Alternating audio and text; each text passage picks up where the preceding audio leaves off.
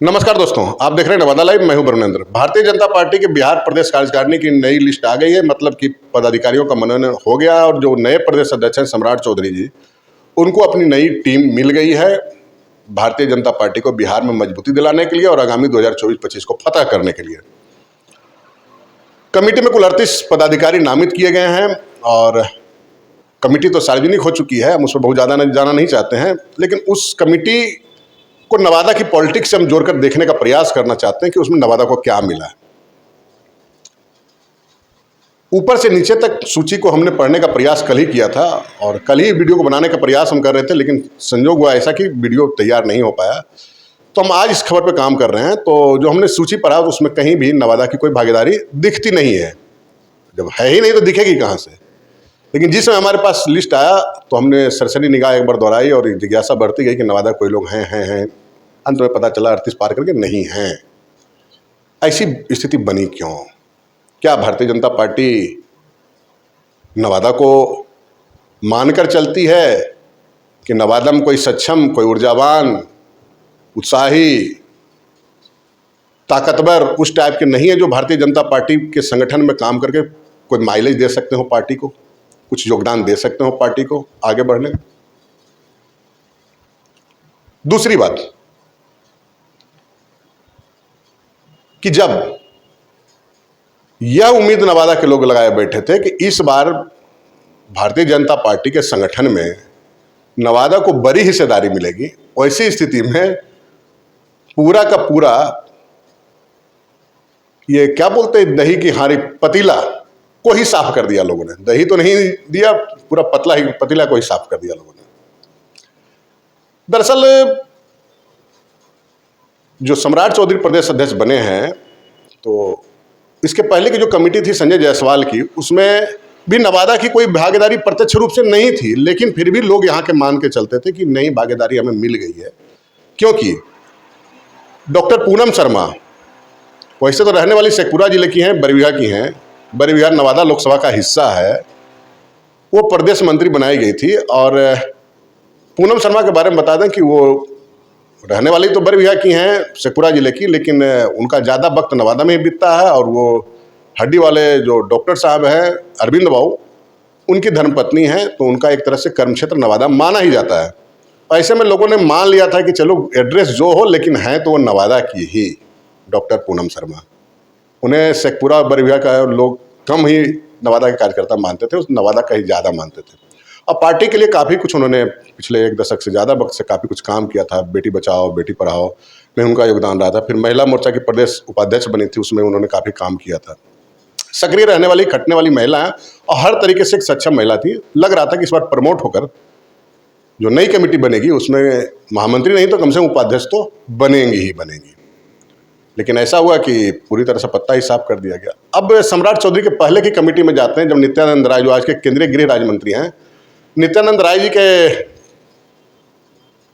Committee में अनिल सिंह प्रदेश मंत्री थे नवादा के कोटे से।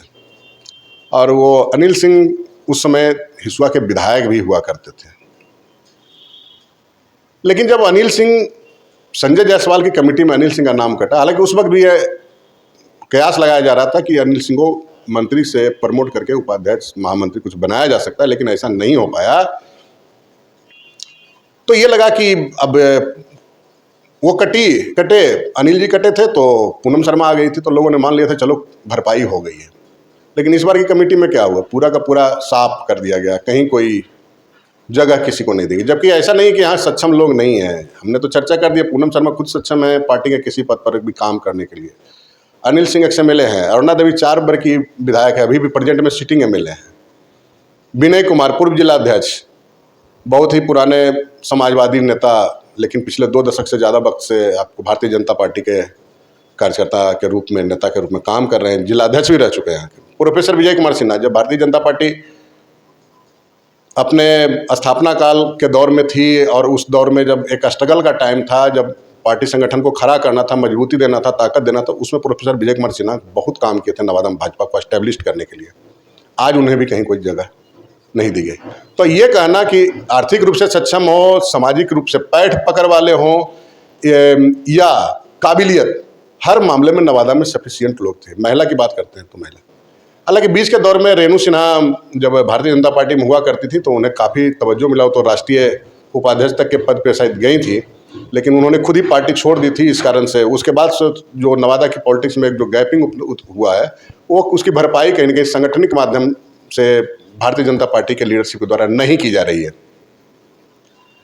वैसे उपेक्षा भारतीय जनता पार्टी के लीडरशिप के द्वारा नवादा की ये पहली बार नहीं की गई है, बार बार की जाती रही है। अब देखिए ना, नवादा के लोग भारतीय जनता पार्टी के इतने फैन और दीवाने हैं कि पार्टी की स्थापना के बाद से आप देखें कि 5-6 टर्म तो यहाँ के एमपी जीत चुके हैं भारतीय जनता पार्टी के, लेकिन जब भी चुनाव आता है तो किसी न किसी बाहरी उम्मीदवार को यहाँ थोप दिया जाता है।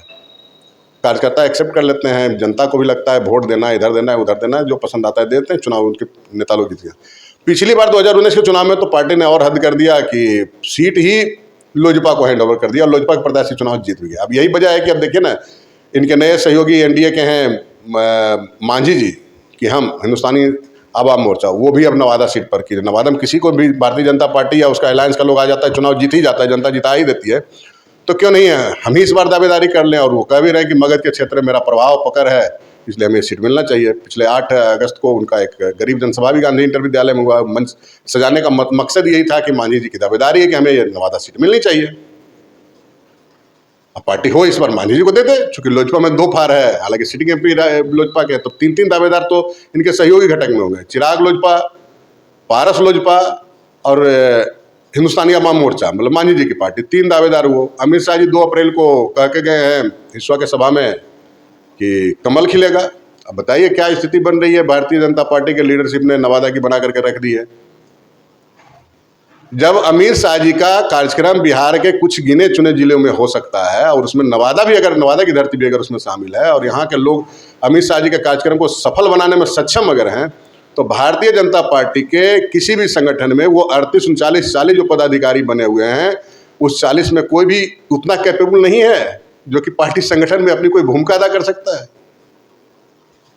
लीडरशिप को सोचना होगा, नहीं तो आने वाले दिनों में जनता नवादा की सवाल पूछेगी, भारतीय जनता पार्टी के कार्यकर्ता भी अपने नेताओं से सवाल पूछेंगे और जवाब देना लीडरशिप के लिए कहीं ना कहीं मुश्किल होगा। इतने बड़े गढ़ में, इतने बड़े संगठन के दृष्टिकोण से मजबूत, आज ही जब पूरे बिहार में भारतीय जनता पार्टी की स्थिति बहुत अच्छी नहीं थी पहले चरण के चुनाव में, फिर भी नवादा ने 1 सीट दिया था और अरुणा देवी बार्सिलिन से एमएलए हुई थी। किसी को तो कुछ जवाब दे ही दीजिए। तो आप बैठे बैठे मान लीजिएगा कि यहाँ के लोग कैपेबल नहीं है, सक्षम नहीं है, संगठन के लोग नहीं है। संजय कुमार मुन्ना को लीजिए, भारतीय जनता पार्टी के पूर्व जिला अध्यक्ष हैं, एबीवीपी कैडर के हैं, अच्छा खासा करियर, 2 बार जिला अध्यक्ष का, तो उनको भी तो आप जवाब नहीं दे सकते थे, लेकिन उन्हें भी आप नहीं दे रहे हैं। क्या दिखाना चाहते हैं? ऐसे में कार्यकर्ताओं में मायूसी होगी, उदासीनता होगी और आप नुकसान इसका आपको सीधे तौर पर होगा, चूँकि कल के डेट में भारतीय जनता पार्टी में जो शीर्ष में जो बैठे हुए उन्हीं को बनना है सीएम, पीएमडी, जो भी कहिए बनना होता है। नवादा के तो कोई लोग जब संगठन के लायक नहीं है, पार्लियामेंट में जाने लायक नहीं है, तो सीएम और डिप्टी सीएम की बात तो सोचना ही बेमानी हो सकता है। तो दोस्तों, इस पूरे मसले पे ये जो कमी भारतीय जनता पार्टी की ओर से रखी गई, इसकी भरपाई उसका लीडरशिप कैसे करता है, आने वाले दिनों में क्या कुछ होता है। अब देखिए ना, पूनम शर्मा किस दौर में कटी। जिस दिन भारतीय जनता पार्टी का अनाउंस्ड हुआ है कमेटी, उसके 1 दिन पहले ही नवादा में पूनम शर्मा का एक तस्वीर केंद्रीय सड़क एवं परिवहन मंत्री नितिन गडकरी जी के साथ वायरल हुआ है। वायरल क्या हुआ, मिली हैं तो फोटो अपने लोगों के बीच में शेयर की, जो भी है। लोग समझ रहे थे कि इन्हें प्रमोशन मिलेगा, प्रमोट होंगी, खुद भी पार्लियामेंट चुनाव लड़ने की बात कह चुकी हैं, तो कहीं ना कहीं संगठन में बड़ा पद मिल सकता है। जो क्राइटेरिया भारतीय जनता पार्टी ने बनाया था कि एमएलए एमपी पदाधिकारी नहीं बनेंगे, उस क्राइटेरिया में भी वो नहीं आती थी और उन्हें उस पद पर तो नहीं रखा गया, प्रमोशन भी नहीं देगा, पत्ता ही साफ कर दिया गया। तो देखिए आने वाले दिनों में लीडरशिप कैसे भरपाई करती है, इस पर हमारी नजर रहेगी। दोस्तों, इस वीडियो में फिलहाल इतना ही। एक अपील कि अगर अब तक आपने नवादा लाइव चैनल को सब्सक्राइब नहीं किया तो सब्सक्राइब कर लेंगे, बेल आइकन बजा लेंगे, वीडियो अच्छा लगे तो लाइक और शेयर जरूर करेंगे। मिलते हैं किसी और वीडियो में, तब तक के लिए नमस्कार।